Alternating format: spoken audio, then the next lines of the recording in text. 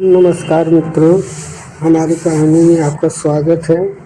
पति पत्नी के तलाक के दौरान जज साहब ने उनकी 10 वर्षीय बेटी से पूछा, बेटी आप मम्मी के पास रहना चाहोगी या पापा के पास? बेटी फौरन बोली, मैं तो अपने दादू के पास रहना चाहती हूँ। जज साहब ने पूछा, बेटी मम्मी या पापा के पास क्यों नहीं रहना चाहती? बेटी बोली, उनके पास तो मैं बिल्कुल भी नहीं रहना चाहूँगी, क्योंकि वो दोनों आपस में लड़ते ही रहते हैं। मुझसे बात करने तक का इनके पास समय नहीं है। मुझसे तो दादू ही बात करते हैं, मेरे साथ हंसते हैं, खेलते हैं और मेरा होमवर्क भी करवाते हैं, कहानियाँ भी सुनाते हैं। हम तो खाना भी साथ ही खाते हैं और सोते भी साथ ही हैं।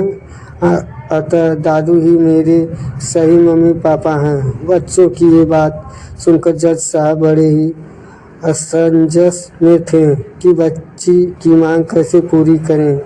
आमतौर पर बच्ची की शुरुआती कस्टडी तो मम्मी को ही दी जाती है और सप्ताह में एक बार पापा से मिलने का आदेश दिया जाता है, पर बच्ची के दादाजी को कस्टडी देने का कोई प्रावधान ही नहीं है।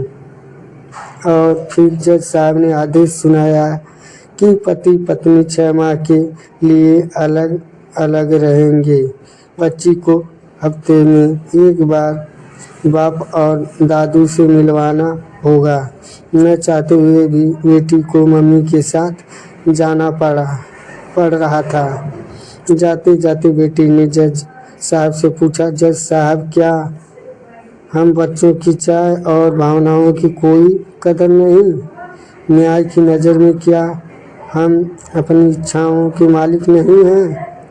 कानूनों से बंधे जज साहब के पास मौन रहने के अलावा कोई चारा नहीं था। नमस्कार दोस्तों, ये कहानी कैसी लगी प्लीज़ लाइक और सब्सक्राइब करके कमेंट में ज़रूर बताएं।